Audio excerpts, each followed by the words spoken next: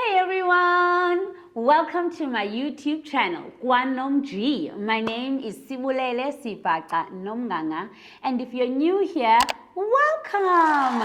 Don't forget to hit the subscribe button, comment, like. We chat over here. We're a community, we're a family, and I always make the time to respond to as many comments as I can. So don't be afraid, I got you, and I'll personally welcome you to this community. If you're a returning OG, you know how we roll, welcome back. You are already a part of this family, and here is another video. Woo-hoo!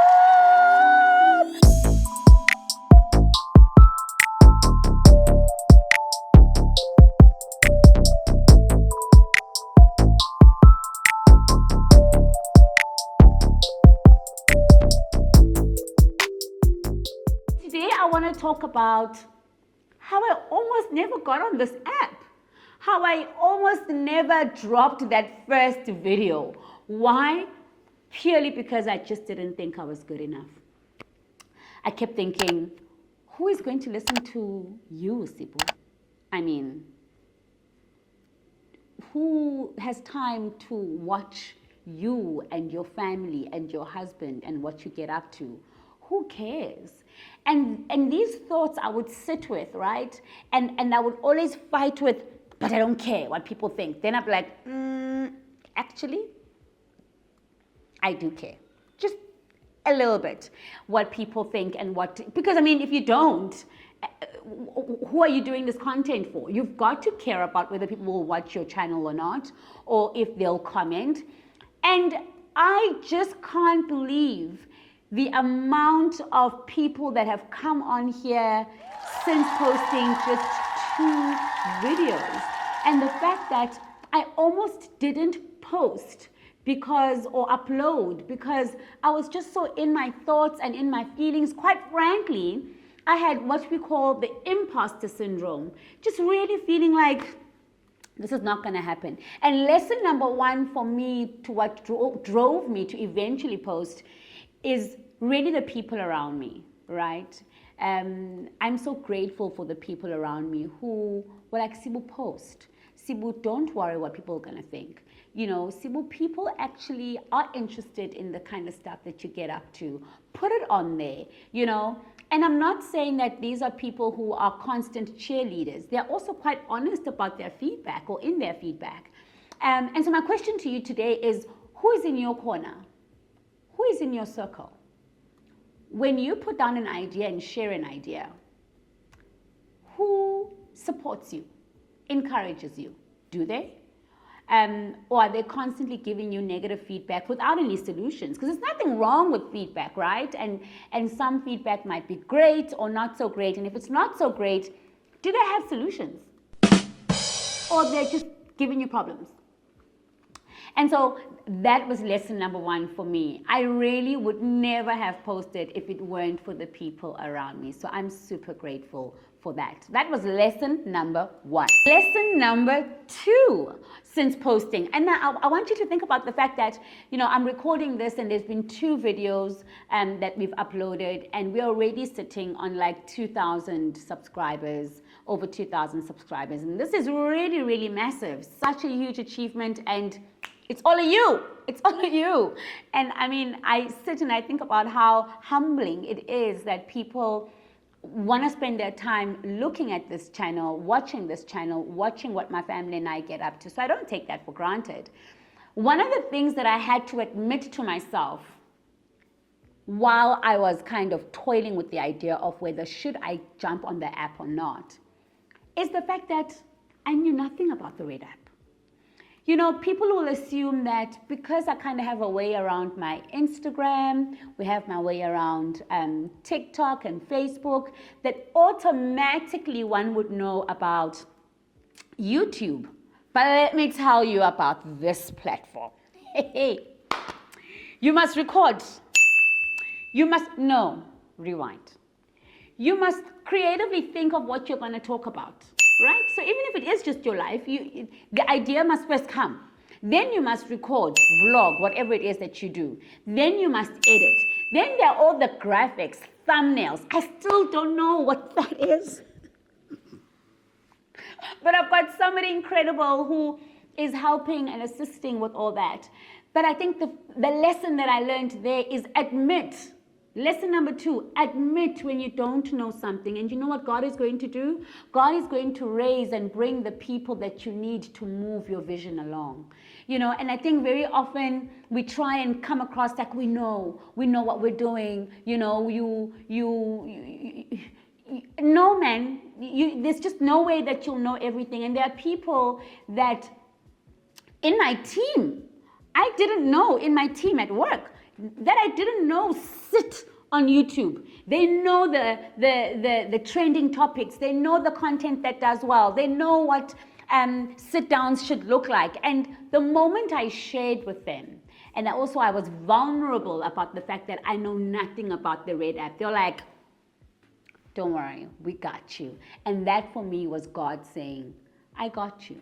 And you are going to get onto the Red app, and you're going to be vulnerable about the fact that some things you know and others you don't. And where you are falling short, I'll bring people to bridge the gap. Lesson number 3. Now, you'd think that once you've posted your first video that you'll be over the imposter syndrome. You'll be over the thought of, should I post, should I not post? But because you've been posting, right? But let me tell you, the imposter syndrome keeps creeping up. It's like a thing you keep having to manage. It's like a thing you need to go to therapy for every single week. Because even when I had recorded, do you know that the Our Love Story video I might not have posted? Because I watched it, right? We recorded it, I watched it, and I was like, nah. There's absolutely nothing interesting about the story. There are things that my husband says that I don't like. I don't like the way that, I think my legs were crossed in that video. And there was like you could see how skinny I am. And I was just like, I don't like this video. I don't like this video. Oh my word. Then I was like, you know what? The least I could do, instead of just running for a re-record, which I knew my husband would have been like, because trust me, getting him for those sit downs, it's not easy.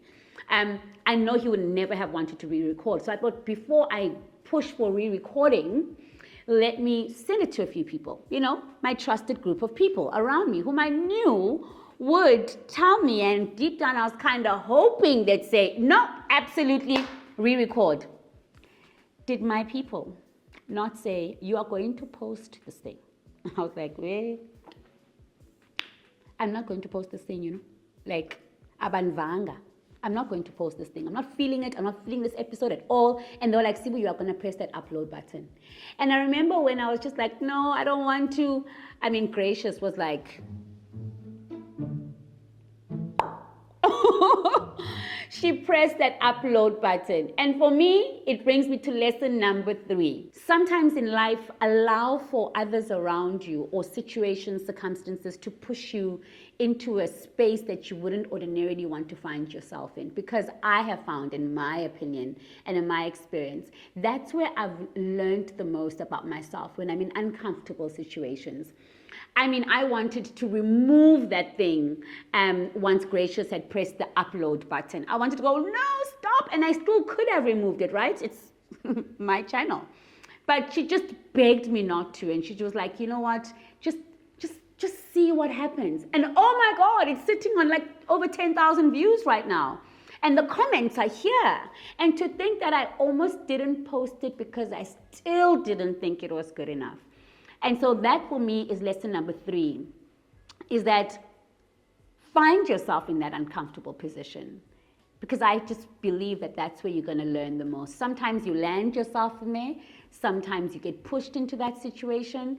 Either way, just be okay with being where you are and learning what you need to learn while there. And I've learned so much from just that second episode that we uploaded. Just engaging with all of you, and now looking back and thinking, had I not uploaded, I hope you catch my drift. Lesson number 4. So One of the things that I did a lot after posting the first YouTube video, which is the Get to Know Me, is that I then ran on to look at other people's content, right? Naturally on here to try and figure out what are they doing, how are they doing it. Then I realized that a lot of them were talking about having a strategy. Dun, dun, dun. And I didn't have a strategy.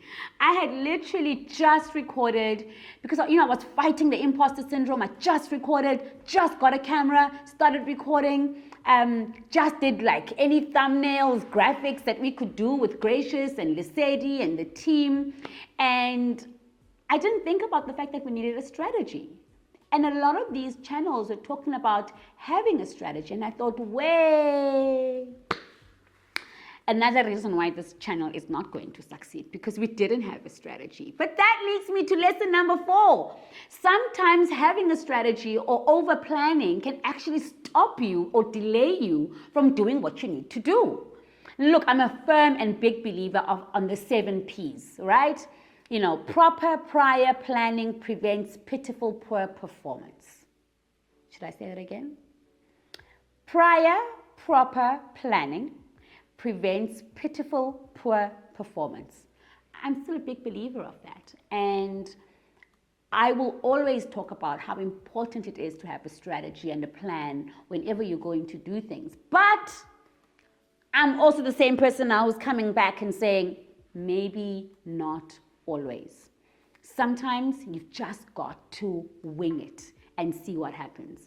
Am I going to have some sort of plan now? Oh yeah, absolutely.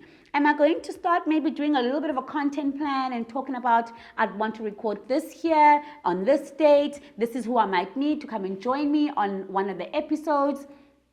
Absolutely. Do I have to plan my husband? Yes, I have to tell my husband and plan him in advance and be like, tomorrow I'm recording. I'd love for you to be a part of this. But sometimes it's really about whipping out the camera, recording that first vlog, sit down and seeing what happens.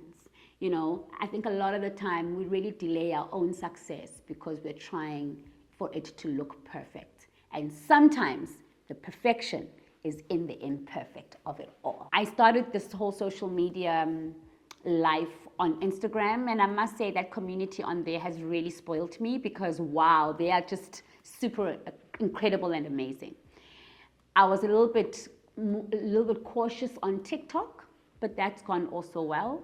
Mostly, and a little bit more cautious on Facebook because Facebook can get a little rough, I'm not even on Twitter, just forget Twitter.